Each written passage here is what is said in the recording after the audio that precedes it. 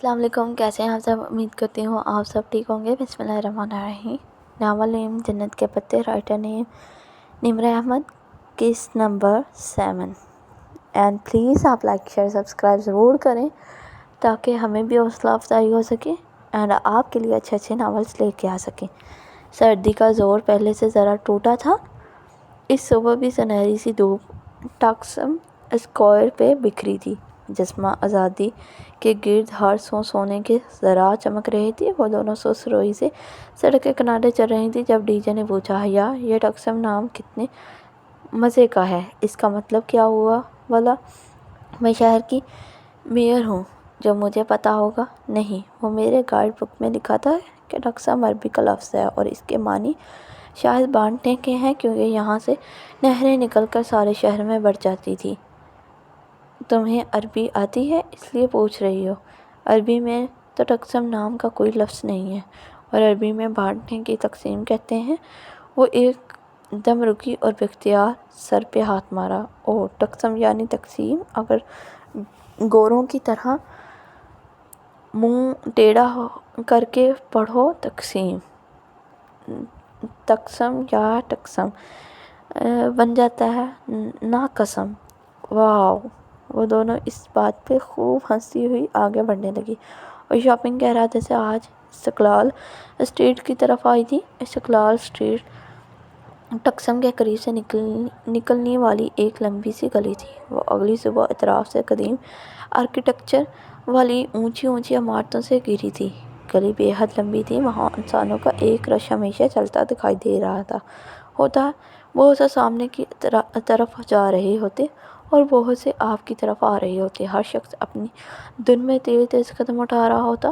گلی کے درمیان ایک پٹری بنی ہوئی تھی جس پر ایک طویل سرخ رنگ کا چھوٹا سا ٹرام چلتا تھا۔ وہ پیدل انسان معرفت سے دگنی رفتار سے چلتا اور گلی کے ایک سرے سے دوسرے سرے تک پہنچا دیتا۔ اس گلی کو ختم کرنے کے لیے کی بھی گھنٹہ تو چاہیے تھا۔ وہاں دونوں طرف میں دکانوں کے چمکتے شیشے اور اوپر کمکمے لگے تھے۔ بازار، night clubs, restaurants, coffee shops, designer wear girls, ہر قسم کی دکانیں وہاں موجود تھیں۔ چند روز پہلے وہ ادھر آئیں تو صرف ونڈو شاپنگ میں ہی 2.5 گھنٹے گزار گئے، اور تب بھی وہ استقلال جدیسی کے درمیان پہنچی تھی، سو تھک کر واپس ہولی۔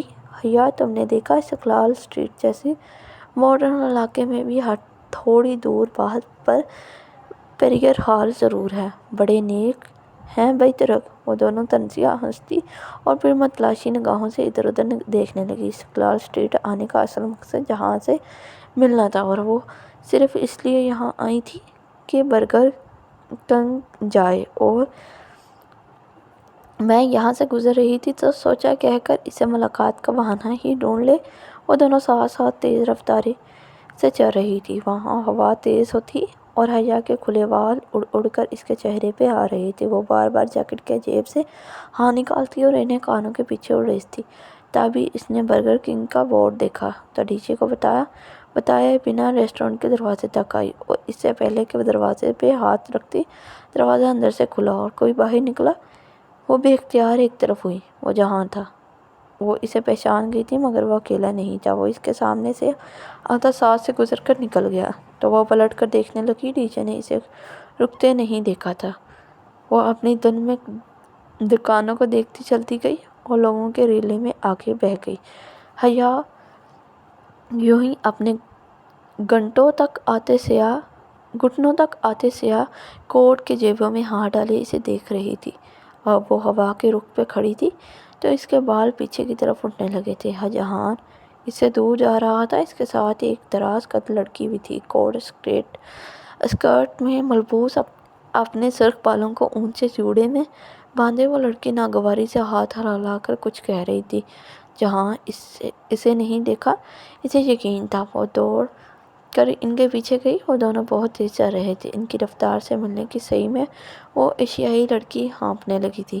بامشکل وہ ان کے عین عقب میں پہنچ پائی۔ لڑکی بلند آواز میں سر ہلاتی کچھ کہہ رہی تھی۔ جہاں بھی خاصا جھنجھلایا ہوا جواباً بات کر رہا تھا۔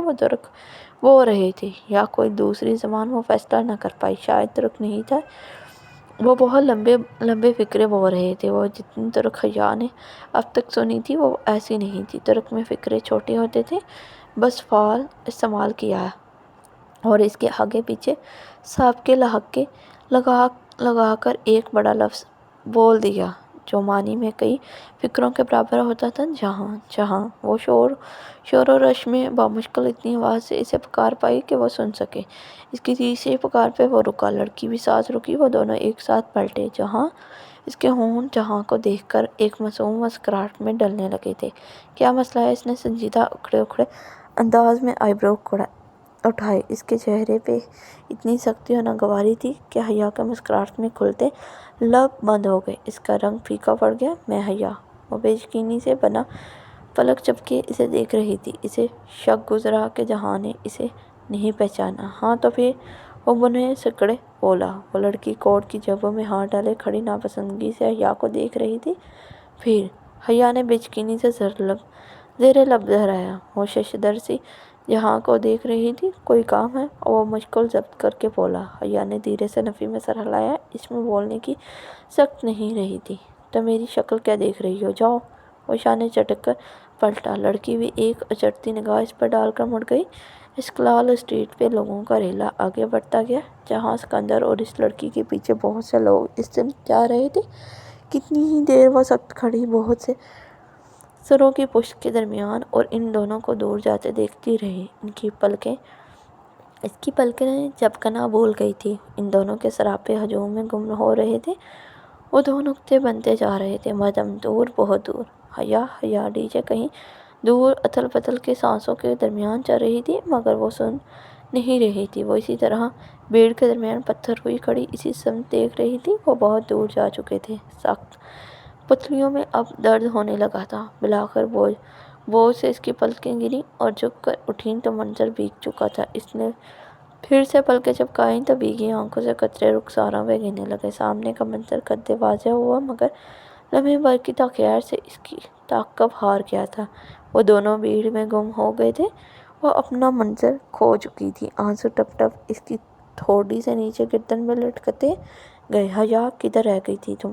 ڈی جے نے نڈال سی آ کر اس کا شانہ جھنجھوڑا۔ اس کا سانس پھول چکا تھا اور وہ ہانپ رہی تھی۔ میں کہیں بہت پیچھے رہ گئی ہوں ڈی جے؟ وہ اس سمت دیکھتے ہوئے بڑبڑائی تھی۔ اس نے ایک ہاتھ سے اوون کا ڈھکن کھولا، دوسرے ہاتھ سے گرم ٹرے باہر نکالی۔ ٹرے پر پوری خستہ گرم جنجر بریڈ تیار پڑی تھی۔ ادرک کی ہلکی سی خوشبو سارے کچن میں پھیلی تھی۔ وہ دوسرے ہاتھ سے جنجر بریڈ کو چیک کرتی سیدھی ہوئی اور ٹرے لا کر کاؤنٹر پہ رکھی۔ وہ سفید ڈھیلی سی آدھے بازو والی ٹی شرٹ اور کھلے سیاہ ٹراؤزر میں ملبوس تھی۔ بالوں کا ڈھیلا سا جوڑا گردن پہ پڑا تھا۔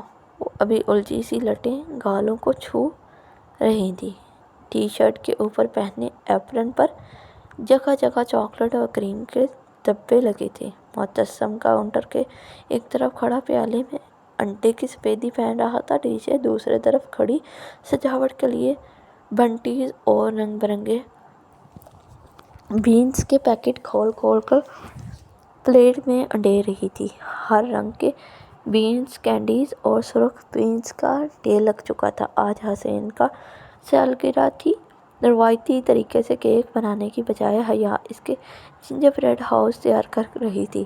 1 فٹ اونچا جنجر بریڈ سے بنا گھر جو چاکلیٹس، کریم اور رنگ برنگی جیلیز سے سجانا تھا، وہ پچھلے 4 گھنٹے سے لگی ہوئی تھی اور اب بالآخر اس کے جنجر بریڈ کے 6 بیک ہو چکے تھے، چاروں دیواروں کے لیے اور 2 مخروطی چھتوں کے لیے۔ آؤ اس کو جوڑتے ہیں، اس نے کہا تو معتصم جو آئسنگ بنا چکا تھا پیالہ رکھ کر اس کی طرف آ گیا۔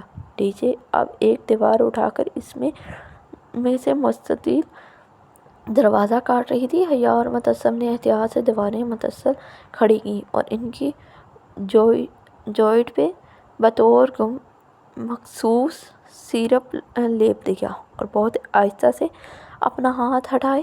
دیواریں سیدھی کھڑی رہیں۔ سیرپ نے ان کو چپکا دیا تھا زبردست۔ وہ پرجوش ہو گئی۔ اس کا گھر بن رہا تھا، یہ خیال ہی اس کی تھکاوٹ بھگا کر لے گیا۔ وہ دونوں اب اگلی دیوار جوڑنے لگے۔ حیا کے ماتھے سے جھولتی لٹ بار بار آنکھوں کے سامنے آتی، وہ بار بار اسے پیچھے ہٹاتی۔ انگلیوں پر لگے چاکلیٹ سیرپس کے ڈبے اس کے رخسار پر لگے، مگر پرواہ کسے تھی؟ 4 دیواریں بن گئی تھی۔ اب انہوں نے 2 مستطیل دیواریں بن گئی۔ ٹکڑوں کو اوپر الٹے وی کی طرح رکھا اور جوڑ پر سیرپ لگایا۔ کافی دیر بعد انہوں نے اپنے ہاتھ ہٹائے۔ چھت برقرار رہی، سیرپ سوکھنے لگا تھا، چھت مزید مضبوط ہو گئی۔ حیا تم گریٹ ہو۔ وہ پورا سا گھر بنا رنگ یا آرائش کے بھی اتنا حسین لگ رہا تھا کہ متبسم بے اختیار ستائش سے بولا، مجھے پتہ ہے۔ وہ دھیرے سے نہیں، وہ تینوں اب بلا کینڈیز اور جیلی سے دیواروں کی سجاوٹ کرنے لگے۔ وہ ہر ڈیکوریشن کے ٹکڑے کے پیچھے ذرا سا سیرپ لگا کر اسے دیوار سے چپکا دیتے۔ پورے گھر پہ جگہ جگہ سرخ، سبز اور نیلے بٹن کے مانند آنکھیں ابھرنے لگی تھیں۔ ذرا سی دیوار میں گھر سج گیا تھا۔ ڈی جے نے سفید کریم سے کھڑکیوں کی چوکور چوگاٹھیں بنائیں اور اندر نیلی کریم کا رنگ بھر دیا۔ اب استنبول کی برف باری کا مزہ اپنے گھر کو بھی چکھائیں۔ حیا آئسنگ، شوگر اور چھلنی لے آئی۔ اس نے سفید سوکھے آٹے کی شکل کی آئسنگ شوگر چھلنی میں ڈالی اور گھر کے اوپر کر کے چھلنی آہستہ سے ہلانے لگی۔ چھلنی کے سوراخوں سے سفید ذرے نیچے گرنے لگے۔ پورے گھر پر سفید باری ہونے لگی اور اب ہلکی سی سفید تہ چاکلیٹ سے ڈلے گھر پر بیٹھنے لگی۔ حیا کا جنجر بریڈ ہاؤس تیار تھا۔ اس نے احتیاط سے ٹرے اٹھائی۔ گھر پر برقرار رہا۔ یہ اس کی 4.5 گھنٹے کی محنت کا ثمر تھا۔ کسی سالگرہ کی تقریب سے پہلے حیا سلیمان نقص سے تیار نہ ہو، حیرت انگیز بات تھی، مگر آج اس کی تیاری وہ گھر ہی تھا۔ اسے اپنے رفلی ایپرن اور چہرے پر لگے دبوں کی پرواہ نہیں تھی۔ اس کی ساری توجہ ٹرے میں سجے جنجر بریڈ ہاؤس پر تھی۔ وہ ڈی جے اور متبسم کے پیچھے چلتی کامن روم میں داخل ہوئی۔ وہاں فاصلے پر گول میزوں کے گرد کرسیوں کے پھول بنے تھے۔ درمیانی میز پر گفٹس اور حسین کا لایا ہوا کیک رکھا تھا۔ 12 ممالک کے ایکسچینج اسٹوڈنٹس آ چکے تھے۔ وہ کوئی سرپرائز پارٹی نہ تھی۔ حسین بڑی میز کے پیچھے کھڑا ہنستا ہوا ٹالی کا گفٹ لینے کی کوشش کر رہا تھا، جسے ٹالی بار بار پیچھے کر رہی تھی۔ سرپرائز! حیا نے پکارا تو سب نے ادھر دیکھا۔ متبسم اور ڈی جے کے پیچھے وہ چوکھٹ پر کھڑی تھی، دونوں ہاتھوں میں اٹھائی ٹرے میں وہ فیری ٹیل ہاؤس رکھا تھا، اور حیا کو پتہ تھا وہ ہنسل اور گریٹل کے جنجر بریڈ ہاؤس سے زیادہ خوبصورت تھا۔ واؤ! بے اختیار بہت سے لبوں سے ستائش۔ حیا تم نے میرے لیے اتنا کیا؟ حسین نے بے حد متاثر ہوا تھا۔ اس نے مسکراتے ہوئے شانے اچکائے۔ وہ دروازے میں کھڑی تھی۔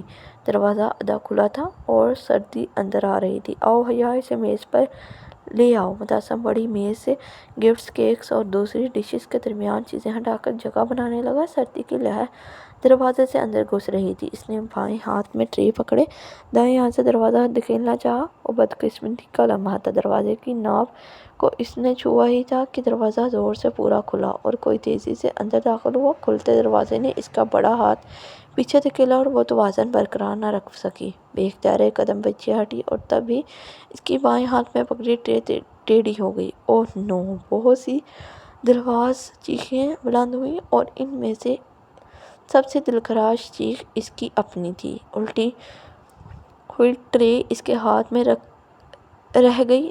ہلکی سی ٹھٹ کی آواز کے ساتھ جنجر بریڈ ہاؤس زمین پر جا گرا۔ ہر دیوار ٹکڑوں میں بٹ گئی۔ بنٹیز اور جیلیز ادھر ادھر بکھر گئی۔ فرش پر بریڈ، چاکلیٹس، کریم اور رنگ برنگی بنٹیوں کا ملبہ پڑا تھا، اور وہ سب سناٹے کے عالم میں پھٹی پھٹی آنکھوں سے اسے دیکھ رہے تھے۔ کتنے ہی پل وہ شاک کے عالم میں اس ملبے کو دیکھے گئی، پھر اس کے پار نظر آتے جو گزر کو دیکھا اور اپنی ششدر نگاہیں اوپر اٹھیں۔ وہ جہاں سکندر تھا اتنی ہی بے یقینی اور شوق سے ملبے کو دیکھ رہا تھا۔ حیا کے دیکھنے پہ بے اختیار اس نے نفی میں سر ہلایا۔ حیا، آئی ایم سوری، میں نے جان بوجھ کر نہیں، مجھے نہیں پتا کہ تم سامنے۔ اوہ گاڈ، تعصب ملال کے مارے وہ کچھ کہہ نہیں پا رہا تھا۔ وہ جو پھٹی پھٹی نگاہوں سے اسے دیکھ رہی تھی ایک دم لب بھیج گئی۔ اس کی آنکھوں میں تحیر کی جگہ غصے نے لے لی۔ خون کی سرخ لکیریں ان کی آنکھوں میں اترنے لگی۔ وہ ایک دم جھکی، بریڈ کا ٹوٹا کریم میں لتھڑا ٹکڑا اٹھایا اور سیدھا ہوتے پوری قوت سے جہاں کے منہ میں دے مارا۔ وہ اسے غیر متوقع حملے کے لیے تیار نہ تھا۔ کریم سے لتھڑا ٹکڑا اس کی گردن پر لگا تو بے اختیار 2 قدم پیچھے ہٹا۔ ٹکڑا اس کی شرٹ پہ سے پھسلتا ہوا نیچے قدموں میں جا گرا۔ اس نے گردن پہ لگی کریم کو ہاتھ سے چھوا اور پھر انگلیوں کے پوروں کو بے یقینی سے دیکھا۔ یا میں نے جان بوجھ کر نہیں کیا۔ وہ سرخ آنکھوں سے لب بھیجے جہاں کو دیکھ رہی تھی۔ اس نے لب اتنی سختی سے بھینچ رکھے تھے کہ گردن کی رگیں ابھرنے لگی تھی اور کن پٹی پر نیلی لکیر نظر آ رہی تھی۔ وہ بالکل چپ کھڑی گہرے گہرے سانس لے رہی تھی۔ حیا، اٹس اوکے۔ حسین پریشانی سے آگے بڑھا۔ ڈی جے اور متسم بھی اس کے ساتھ تھے۔ حیا، میں نے واقعی نہیں دیکھا تھا کہ تم۔ Shut up, just shut up. وہ اتنی زور سے چلائی کہ آگے بڑھتا حسین وہیں رک گیا۔ چلے جاؤ تم یہاں سے، کہیں بھی چلے جاؤ، مگر میری زندگی سے نکل جاؤ۔ تم میرے لیے عذاب اور دکھ کے علاوہ کبھی کچھ نہیں لائے۔ نکل جاؤ اس کمرے سے۔ اس نے اردو میں چلا کر کہا تھا۔ 12 ممالک کے ایکسچینج اسٹوڈنٹس میں سے اردو کوئی نہیں سمجھتا تھا سوائے ڈی جے کے، مگر وہ تمام متعصب کھڑے طلباء سمجھ گئے تھے کہ وہ کیا کہہ رہی ہے۔ حیا، جہاں کی آنکھوں میں دکھ ابھرا، میرا نام بھی مت لو۔ اس نے گردن کے گرد بندھے ایپرن کی ڈور ہاتھ سے کھینچی، ایپرن ایک طرف اتار کر پھینکا اور بھاگتی ہوئی باہر نکل گئی۔ سیڑھیوں کے اوپر لگا بلب اس کے آتے ہی جل اٹھا۔ وہ تیزی سے چکردار سیڑھیاں اترنے لگی۔ آنسو اس کے چہرے پہ بہہ رہے تھے۔ آخری سیڑھی پلانگ کر وہ اتری اور برف سے ڈھکی گھاس پہ تیز تیز چلنے لگی۔ باہر تیز سرد ہوا تھی۔ ہلکا ہلکا سا کوہرا ہر سو چھایا ہوا تھا۔ وہ سینے پہ بازو لپیٹے سر جھکائے روتی ہوئی چلتی جا رہی تھی اور اسے پتا تھا کہ وہ ایک جنجر بریڈ ہاؤس کے لیے نہیں رو رہی تھی۔ پہاڑی کی ڈھلان اتر کر سامنے سبانچی کی مصنوعی جھیل تھی۔ جھیل اب خاصی پگھل چکی تھی، پھر بھی فاصلے فاصلے پر بڑے بڑے برف کے ٹکڑے تیرتے نظر آ رہے تھے۔ وہ جھیل کے کنارے رک گئی۔ تیز دوڑنے سے اس کا سانس بھی پھول گیا تھا۔ پہلے ٹی شرٹ میں سردی لگنے لگی تھی۔ ڈھیلا جوڑا آدھا کھل کر کمر پر گر گیا تھا۔ وہ تھکی ماندی سی گھاس پہ بیٹھ گئی اور سلیپر سے پاؤں نکال کر ٹھنڈے پانی میں ڈال دیے۔ وہ خود عزیز تھی کہ تنہا تھی۔ گھٹنوں کے گرد بازو لپیٹ کر سر نیچے جھکا کر وہ ایک دم سے بہت پھوٹ پھوٹ کر رونے لگی۔ مصنوعی جھیل کا پانی رات کے اندھیرے میں چاند کی روشنی سے چمک رہا تھا، گویا چاندنی کا ایک بڑا سا ورق سیاہ پانی پہ تیر رہا ہو۔ دور جنگل سے پرندوں کی آواز وقفے وقفے سے سنائی دیتی تھی۔ کئی لمحے ریت کی طرف پھسل کر جھیل کی چاندی میں گم ہو گئے تھے تو اس نے قدموں کی چھاپ سنی۔ کوئی اس کے ساتھ آ کھڑا ہوا تھا۔ اس نے بھیگا چہرہ اٹھا کر دیکھا۔ وہ جینس کی جیبوں میں ہاتھ ڈالے لب کا نما سنجیدہ سا اس کے ساتھ کھڑا تھا۔ سوری حیا، میں نے تو معذرت کرنے آیا تھا کہ اس روز کام کی پریشانی میں تم سے مس بہیو کر گیا۔ وہ چپ چاپ بے آواز روتی اسے دیکھے گئی۔ آئی ایم ریئلی سوری، میں نے تمہارا اتنا نقصان کر دیا۔ میں نے تمہیں دیکھا نہیں تھا، مجھے نہیں معلوم تھا کہ تم دروازے کے پار کھڑی ہو۔ میں نے تمہارا بڑھا ہوا ہاتھ نہیں دیکھا تھا۔ اپنی دانستہ میں تیز تیز قدم چل رہا تھا اور انجانے میں تمہارا ہاتھ دھکیل دیا، تمہاری ساری ریاضیت ضائع کر دی۔ شاید وہ صرف جنجر بریڈ ہاؤس کی بات کر رہا تھا یا شاید ان کے تعلق کی۔ وہ بھی کچھ بھی صحیح یا غلط سمجھنا نہیں چاہتی تھی، مگر میں مداوا کر دوں گا۔ مداوا؟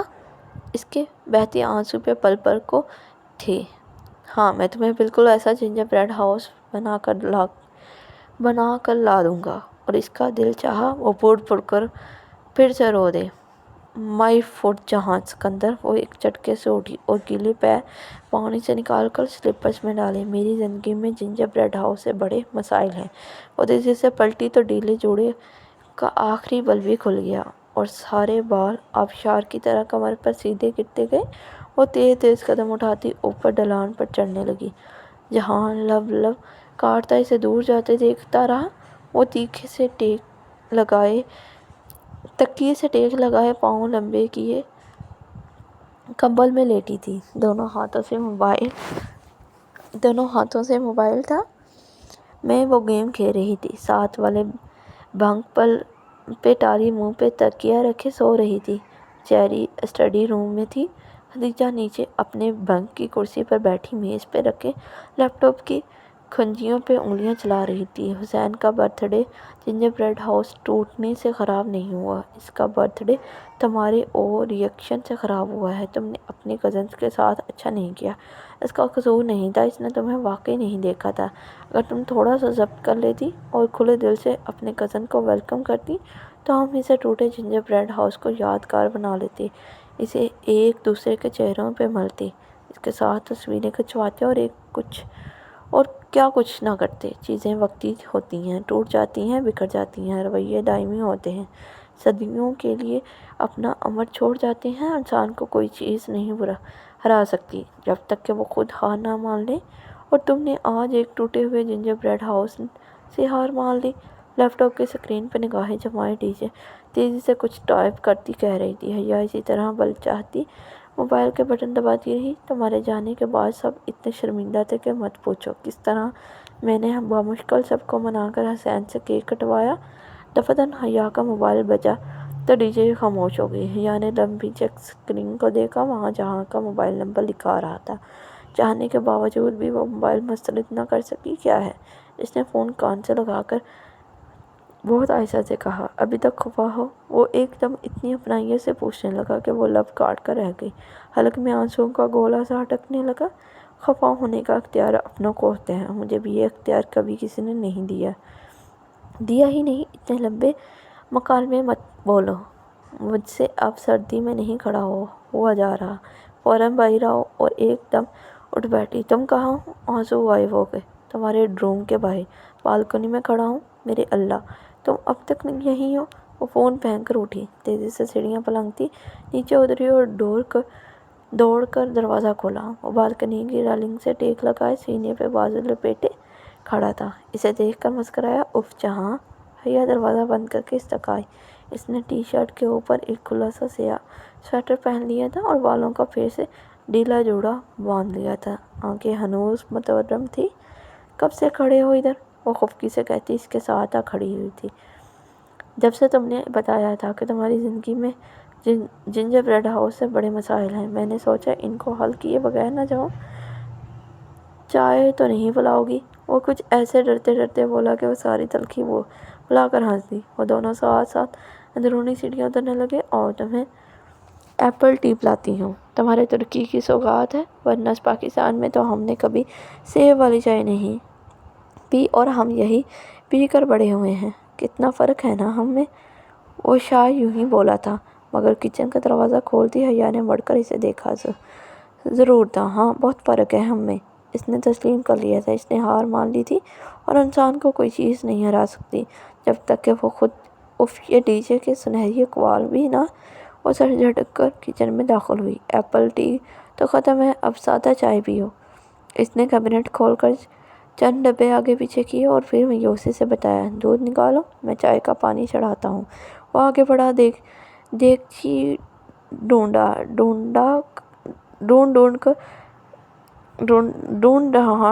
کر نکالی، اس میں پانی اور پتی ڈال کر چولہے پر چڑھائی اور چولہا چلا دیا۔ وہ ایسا ہی تھا، فوراً اس کے کام کر دینے والا۔ اس کے ہاتھ بہت سخت اور مضبوط سے لگتے تھے، کام کے، محنت اور مشقت کے عادی۔ وہ استنبول کی ورکنگ کلاس کا نمائندہ تھا۔ اب وہ سلیب پہ رکھے برتن جمع کر کے سنک میں ڈال رہا تھا۔ رہنے دو جہاں، میں کر لوں گی، تم نے کرنے ہوتے تو اب تک کر چکی ہوتی۔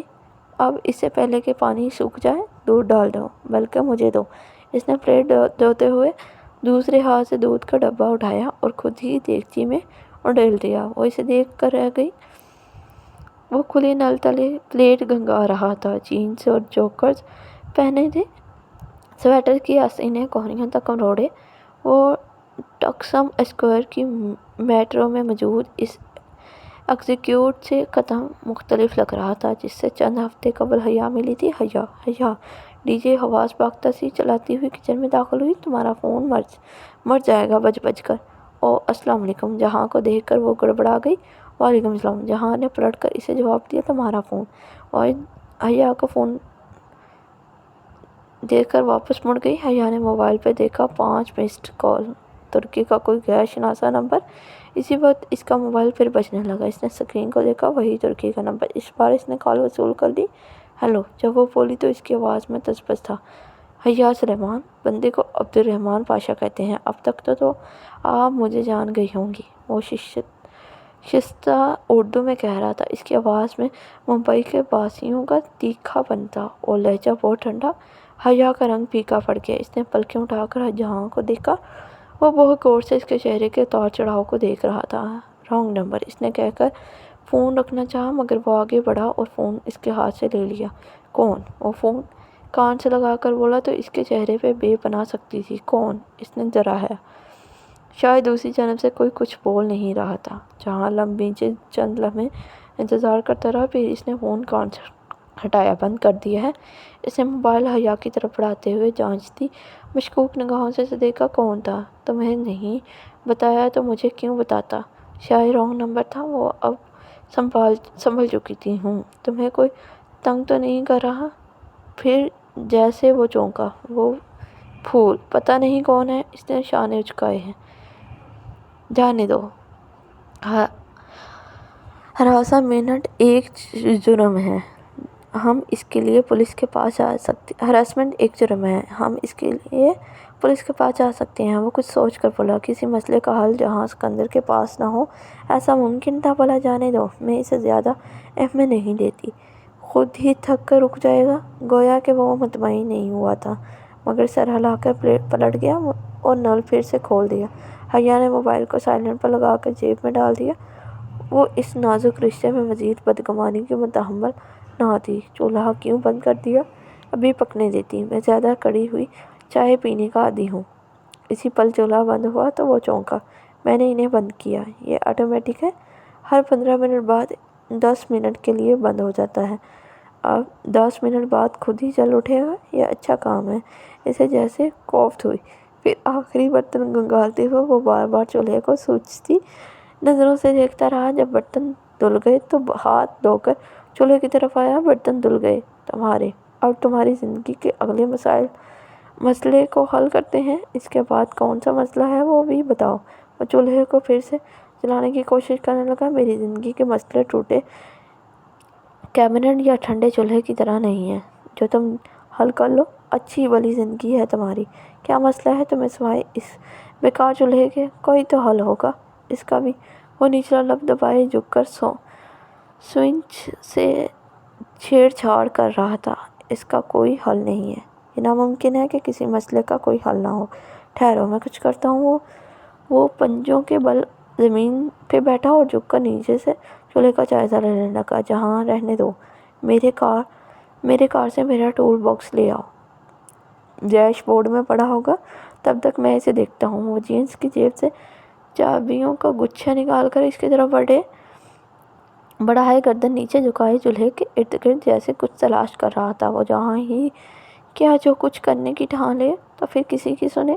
اسے میٹرو میں اپنے جوتوں کے تسمے کھولتا جہاں یاد آیا تھا۔ اس نے مسکراہٹ دبا کر ہاتھ بڑھا کر چابی پکڑی اور دروازے کی طرف بڑھ گئی۔ جہاں کی چھوٹی سفید سی کار ہاسٹل کی سیڑھیوں کے آخری زینے کے ساتھ سامنے کھڑی تھی۔ اس میں سے ٹول باکس نکالتے ہوئے بے اختیار حیا نے سوچا تھا کہ وہ اتنا امیر نہیں جتنا وہ سمجھتی تھی، یا پھر شاید یورپ میں رہنے والے رشتہ داروں کے بارے میں عمومی تصور یہی ہوتا ہے کہ وہ خاصے دولت مند ہوں گے، جبکہ جہان اور پوپو اس کے برعکس محنت کش ورکنگ کلاس کے افراد تھے۔ وہ واپس آئی تو وہ چھڑی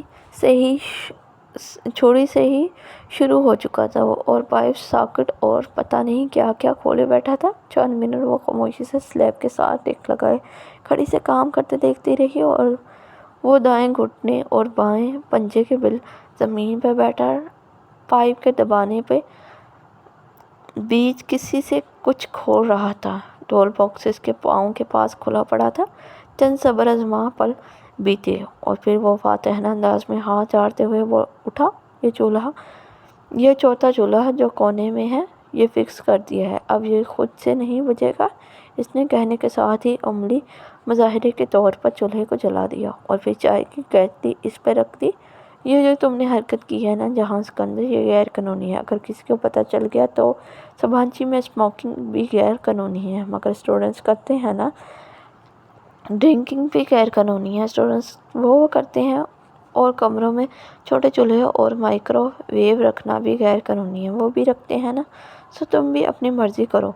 वो काउंटर पर टेक लगाए खड़ा बड़ी लापरवाही से बोला तो वो हंस दी। इसे अपना सर्वे फॉर्म याद आ गया था। तुम सभांची से पढ़े हो, जो इतनी मालूमात है सभांची से पढ़ा होता तो एक छोटा सा रेस्टोरेंट ना चला रहा होता। हम तो आम सी सरकारी यूनिवर्सिटीज़ में पढ़ने वाले मिडिल क्लास लोग हैं मैडम। वो जब भी अपने कम आमदन या काम का जिक्र करता है, इसके बजाय मुस्कुराते लहजे के पीछे एक तलख उदासी सी होती, एक एहसास कमतरी, या फिर शायद ये इसका वहम था। खैर, हया गहरी सांस लेकर चूल्हे की तरफ आई और चाय की केतली उठाई।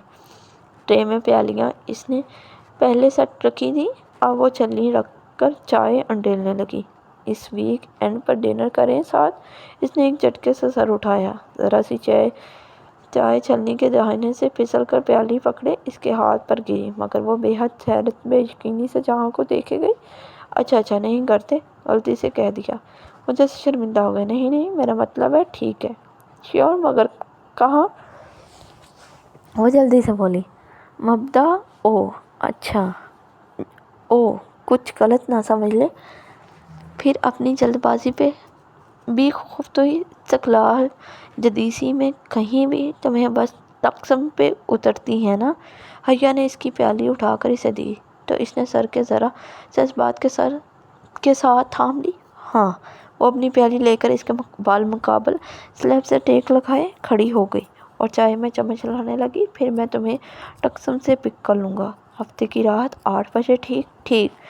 वो गूंद पड़ते हुए मुस्कुरा दी। जब वो इसे वापस बाहर तक छोड़ने आई तो दोनों को अपने नीचे पाकर बालकनी की बत्ती खुद से जल उठी। वो सीढ़ियों की तरफ बढ़ ही रहा था कि वो होले से कह उठी, आई एम सॉरी, मैं आज ओवर रिएक्ट कर गई थी। जहाँ ने पलट कर इसे देखा। किचन के सारे बर्तन धुलवा कर, चूल्हा ठीक करवा कर और चाय के 2 कप बनवा कर तुमने बुलाकर मान ही लिया। बहुत शुक्रिया, अब मैं सुकून से सो सकूँगा। वो गोया वो तो शक्कर और एहसान मंदी से बोला था। वो खूब सी हंस दी। कहा ना सॉरी मुझे भी करनी चाहिए, मगर वो मैं डिनर पे करूँगा। उदार रहा। हफ्ते के शाम 8 बजे शार्प मुझे याद रहेगा। और सीढ़ियाँ उतरने लगा और हया सीने पे बाजू लपेटे खड़ी इसे जाते देखते रही। जब इसके कार नज़रों से ओझल हो गई तो वो कमरे की तरफ मुड़ गई। बालकनी की बत्ती बुझ गई। सारे में तरीकी छा गई। टीचर वहीं कुर्सी पर बैठी लैपटॉप पे कुछ टाइप कर रही थी। वो ज़ेरे लफ्ज़ कोई धुन गुनगुनाते हुए कमरे में दाखिल हुई और अपने बंक के सीने चढ़ने लगी। तुम्हारा कज़न बहुत बड़ा हैंडसम है। टीचर ने मसरूफ़ से अंदाज में तबसरा किया। सो तो है, इसने बिस्तर में लेटकर डीजे को देखते हुए जवाब दिया। ये वही पोपा का बेटा है ना? डीजे स्क्रीन को देखते लैपटॉप की कंजियों पर उंगलियां चला रही थी। हूँ, वही शादीशुदा? हाँ। इसके लबों पे दबी सी मुस्कुराहट दर आई। अच्छा। टीचर मायूसी से खामोश हो गई। हया वही धुन गुनगुनाने लगी। दरवाज़ा खुला था। इसने धकेला तो वो एक नागवार मगर आहिस्ता आवाज़ के साथ खुलता चला गया। सामने लाउंज में उबरती फैली हुई थी। छोटा सा किचन भी साथ ही था जिसमें इसकी बीवी काम करती हुई दिखाई दे रही थी। हाशिम कदम चलता किचन के दरवाजे पर आ खड़ा हुआ। इसकी बीवी इसके सामने जाना पुश कैसे चूल्हा जला रही थी। वो भी इसकी तरह थी। दराज कद, घुंघरेले स्याह बाल और अहला हफ्शा किसी मखसूस मोई स्याह आँखें। डॉक्टर क्या कहता है? वो चौंक कर पलटी, फिर इसे देखकर गहरी सांस ली और वापस चूल्हे की तरफ मुड़ गई। सर्जरी होगी और इसके लिए बहुत से पैसे चाहिए। वो खामोशी से खड़ा सुनता रहा। پیسوں کا انتظام ہوا ہے۔ وہ کپڑے سے ہاتھ پونچھی ہاشم تک آئی اور پریشانی سے اس کا چہرہ دیکھا نہیں۔ ہاشم نے گردن دائیں سے بائیں ہلائی۔ تو اب کیا ہوگا؟ ہمیں انہی چند ہفتوں میں ہزاروں لیرز جمع کرنے ہیں۔ تم نے پاشا سے بات کی تھی؟ تو کیا کہتا ہے وہ بے قرار ہوئی۔ نہیں دے گا، جو کام میں کر رہا ہوں بس اس کی قیمت دے گا، اوپر ایک قرش بھی نہیں۔ کیوں؟ اتنا تو پیسہ ہے اس کے پاس، پورا محل تو کھڑا کر رکھا ہے ہیوگ ادا میں۔ پھر ہمیں کیوں نہیں دے گا؟ وہ کہتا ہے اس نے کوئی خیراتی ادارہ نہیں کھول رکھا۔ اور پھر مزید کس کھاتے میں دے؟ میں نے ابھی تک اس کی پچھلی رقم نہیں لوٹائی۔ ہاں تو وہ حارث کے علاج پر لگ گئے تھے، کوئی جوا تو نہیں کھیلتے ہم؟ اس نے غصے سے ہاتھ میں پکڑا کپڑا میز پر دے مارا۔ وہ نہیں دے گا، میں کیا کروں؟ وہ بے حد مایوس تھا۔ مجھے نہیں پتا ہاشم کہیں سے بھی ہو، تم پیسوں کا بندوبست کرو ورنہ حارث مر جائے گا۔ ہاشم نے بے چارگی اور کرب سے سر جھٹکا۔ ہاشم کچھ کرو، ہمارے پاس دن بہت کم رہ گئے ہیں، ہمیں پیسے چاہیے، ہر حال میں کرتا ہوں کچھ۔ وہ جس شائستگی کے عالم میں آیا تھا اسی طرح واپس لوٹ گیا۔ وہ مضطرب کی انگلیاں مروڑتی کھڑی اسے جاتے دیکھتی رہی، پھر ایک نظر بند کمرے کے دروازے پہ ڈالی جہاں ان کا بیٹا سو رہا تھا، اور جھٹک کر واپس سنک کی طرف پلٹ گئی جہاں بہت سے کام اس کے منتظر تھے۔ گیا اس کی سیاہ پیشانی یہ تفکر کی لکیروں کا جال بچھا ہوا تھا، اور جال میں مایوسی واضح تھی۔